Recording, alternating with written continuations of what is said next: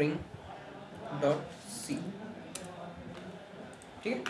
तो हमारा int main, अभी देखो स्ट्रिंग के लिए ना ऐसा कुछ अलग से कुछ नहीं होता है डेटा टाइप। अभी तक हमने कितने डेटा टाइप पढ़े, हम इंटीजर ले रहे हैं इंट में, हम कैरेक्टर ले रहे हैं कैर में, फ्लोट में हम फ्लोट वाली वैल्यू ले रहे हैं, है ना। तो स्ट्रिंग के लिए तो कुछ है ही नहीं, मतलब स्ट्रिंग क्या हो गया, पूरा एक नाम। अभी अगर मुझे नाम लेना है तो मुझे सिर्फ एक कैरेक्टर लेना पड़ेगा, है ना, कैर बना के। और अगर मैं एरे में भी लेता हूँ तो एरे में भी एक एक कैरेक्टर ही आएंगे। अगर मैं कैर ए आर आर बनाता हूँ, कैर ए आर आर, और ऐसे एरे बनाता हूँ उसको इक्वल टू, तो मैं क्या एक एक वैल्यू ही ले सकता हूँ यहाँ से। मैं ऐसे कर सकता हूँ, तुम्हारा एक का नाम बताओ, अमन ना, किसका नाम, अमन किसका नाम, तुम्हारा ए ले लिया मैंने, देन कॉमा लगा के फिर एक कैरेक्टर एम, फिर कॉमा लगा के ए, फिर कॉमा लगा के एन, ऐसे मुझे लेना पड़ेगा, है ना।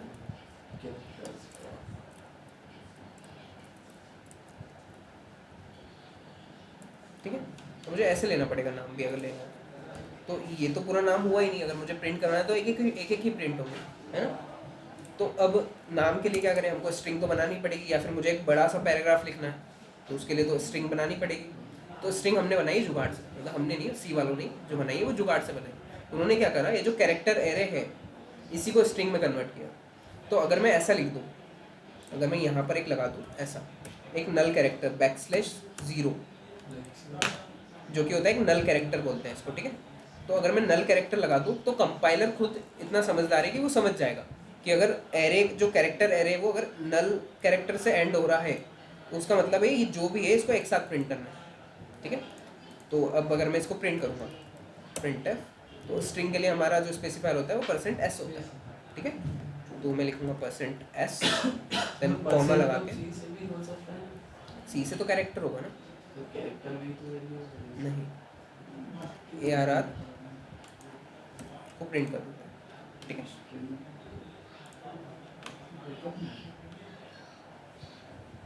देखो अमन पूरा प्रिंट हो गया। नहीं, क्योंकि पूरी स्ट्रिंग करनी है ना, ब्रैकेट में हम क्या देते हैं, इंडेक्स देते हैं, तो इंडेक्स तो हमको देना ही नहीं, हमको तो पूरी स्ट्रिंग प्रिंट करनी है। \0 आता ही नहीं, यहाँ पे प्रिंट नहीं होता, वो ऑटोमेटिक वो उसको लेता नहीं है, ठीक है। तो फिर वो होगा ही नहीं, आई थिंक होना तो नहीं चाहिए, मतलब जैसा रूल है तो ये प्रिंट होगा ही नहीं ऐसा। देखो कुछ तो भी ये आ गया है, एक ए भी आ गया जो कि हमारे पास है ही नहीं, है ना। तो वो एरर ही दे रहा है, वो नल कैरेक्टर ले ही नहीं रहा है। तो हमको स्ट्रिंग कब जब भी बनानी है हमको नल कैरेक्टर से एंड करना होगा, ठीक है। तो हम थोड़ी सी थ्योरी बोलते हैं इसकी। सी सपोर्ट नहीं करता है स्ट्रिंग को, है ना, एज ए डेटा टाइप, उसका कोई अलग से डेटा टाइप होता नहीं। तो हम क्या करते हैं, हम एरे बनाते हैं, कैरेक्टर का एरे, फिर उसको टर्मिनेट कर देते हैं नल कैरेक्टर से, \0 से, \0 से उसको टर्मिनेट कर देते। तो जहाँ पर भी उसको \0 मिलेगा उसका मतलब उसको लगेगा कि यहाँ से वो स्ट्रिंग खत्म हो गई है, देन उसके पहले जो भी है वो एक साथ प्रिंट करवाना है हमको, ठीक है, एज अ स्ट्रिंग। देन उसके बाद स्ट्रिंग क्या होती है, तो स्ट्रिंग की अगर हम डेफिनेशन बोलें तो एरे ऑफ कैरेक्टर, मतलब कैरेक्टर का array, array of characters terminated by null character, मतलब नल कैरेक्टर से वो टर्मिनेट हो गया तो उसको हम बोलेंगे स्ट्रिंग। देन इसके दो मेथड होते हैं, स्ट्रिंग को अगर हमको लेना है या फिर प्रिंट करवाना है तो उसके लिए दो मेथड होती है, वो हम देखते हैं। उसके पहले हम एक और चीज़ देखते हैं कि हम कैसे क्रिएट कर सकते हैं। एक तो हमने ये तरीका देखा, तो ये तरीका तो बिल्कुल सफिशिएंट नहीं, मुझे अगर पैराग्राफ लिखना पड़ा तो एक एक कैरेक्टर थोड़ी लिखूंगा, है ना। तो एक तरीका ये है कि मैं कैर ARR2 बनाऊँ, है ना, क्योंकि कैरेक्टर वाला ही बनाना पड़ेगा। Character array terminated by null character, उसी को स्ट्रिंग बोलते हैं। तो यहाँ पर मैं डबल कोट में ऐसे लिख सकता हूँ, मैं ऐसे और सेमीकोलन, तो ये भी वैलिड है, ठीक है। या तो ऐसे बना लो या फिर ऐसे बना लो, तो हम बनाते हैं ऐसे ये नॉर्मली, क्योंकि हम इतने वो क्यों बनाएंगे कैरेक्टर। तो देखो यहाँ पर भी अगर मैं इसकी साइज़ देखूंगा ना, अभी देखो यहाँ पर साइज़ क्या बताएगा, 1 2 3 4 और 5। तो देखो इस पर गौर करूँगा तो 5 साइज़ बता रहा है, क्योंकि एक नल कैरेक्टर भी है। यहाँ पर कितनी है, चार चीज़ें लिखी है हमने, ठीक, फिर भी वो बताएगा 5, क्योंकि वो नल कैरेक्टर को ऑटोमेटिक ऐड कर देता है जब भी हम डबल कोट लगाते हैं, ठीक है। हमने डबल कोट के अंदर कुछ भी लिखा है तो वो ऑटोमेटिक नल कैरेक्टर को ऐड कर देगा। तो अगर मैं इसमें एक और चीज़ बढ़ा दूँ, देखो मैं एक और ए लिख दूँ, तो अब क्या हो, 6 देगा, ठीक है। तो वो नल कैरेक्टर को भी ऐड कर रहा है उसमें, ठीक है। तो हम ऐसे भी स्ट्रिंग को लिख सकते हैं, किसी का नाम वगैरह हमको ऐसे लेना है तो हम ले सकते हैं, ठीक है। इसको प्रिंट करवा दिया हमने, ऐसे करवा दिया। पर इसको प्रिंट करवाने के लिए और स्कैनएफ से लेने के लिए, मतलब यहाँ पर तो स्कैनएफ से कैसे लेंगे हम, कोई पॉसिबिलिटी नहीं है। तो स्कैनएफ से लेने के लिए भी, मतलब स्कैनएफ नहीं, उसके लिए अलग फंक्शन बना दें, ठीक है। तो फंक्शन हमको मिलते हैं इससे, स्ट्रिंग डॉट एच हमको लाइब्रेरी ऐड करनी होती है, ठीक है। तो यहाँ पर हम ऐड कर लेते हैं स्ट्रिंग डॉट एच। उसके बाद हम क्या करें, हम वो फंक्शन उसका यूज़ करेंगे। तो इसको तो हम कमेंट कर देते हैं, अभी हमको प्रिंटएफ और स्कैनएफ का यूज़ नहीं करना है, हमको करना है गेट्स और पुट्स का यूज़। तो अगर हमको सिंपली प्रिंट करवाना है तो प्रिंट करवाने के लिए होता है पुट्स। तो अगर मैं लिख दूंगा पुट्स, और किसको करवाना है, ARR2 को।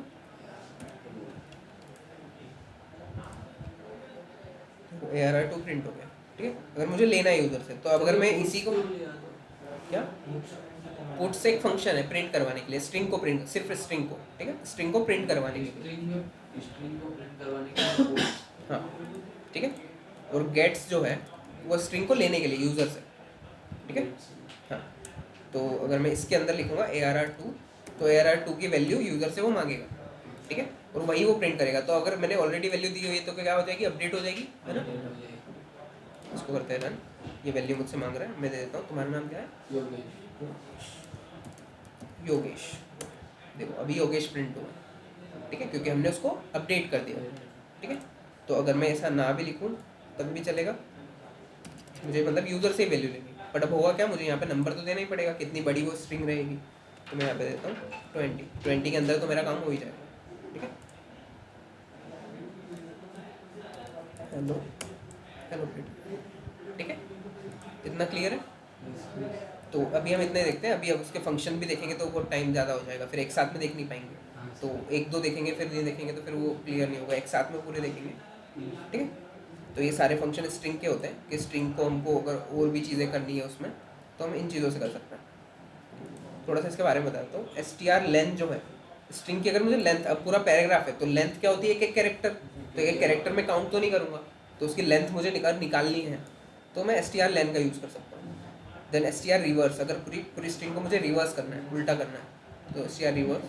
देन मुझे कॉपी करना है, तो किस में कॉपी करना है और क्या कॉपी करना है, वो हमको दो चीज़ें देनी होगी, ठीक है। तो टारगेट मतलब किस में करना है, और सोर्स मतलब क्या करना है, ठीक है। तो str cpy होता है उसका। str cat मतलब एक कॉनकैट, दो स्ट्रिंग को अगर जोड़ना है ना, मेरे पास एक फर्स्ट नेम वाली स्ट्रिंग है, एक लास्ट नेम वाली स्ट्रिंग है, दोनों को मुझे जोड़ना है, तो str cat कर सकते हैं हम। देन str cmp मतलब कंपेयर करना है कि एक स्ट्रिंग ये है, एक स्ट्रिंग ये है, तो दोनों की वैल्यू सेम है कि नहीं। अगर सेम है तो वो जीरो बताएगा, मतलब रिटर्न जीरो करेगा वो, क्योंकि इंटीजर ही रिटर्न करेगा वो, तो रिटर्न जीरो करेगा। अगर वो सेम नहीं है तो वो कोई भी पॉजिटिव या नेगेटिव वैल्यू देगा, ठीक है। नेगेटिव भी हो सकती है, पॉजिटिव भी हो सकती है वैल्यू, बट जीरो नहीं होगी। अगर जीरो है तो हम समझ जाएंगे कि वो सेम है दोनों। तो ये सारी चीज़ें मैं कल करके बताऊँगा, ठीक है। तो कल फिर हम अगर टाइम बचेगा तो फिर स्ट्रक्चर देखेंगे, ठीक है।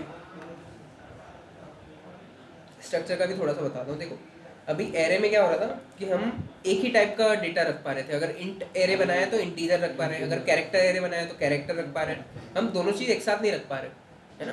तो स्ट्रक्चर इसीलिए बनाया कि हम दोनों चीज़ें एक साथ रख पाए। हमको अगर इंटीजर भी चाहिए, कैरेक्टर भी चाहिए, तो दोनों चीज़ें एक साथ रख पाए, तो इसलिए स्ट्रक्चर बनाया, ठीक है।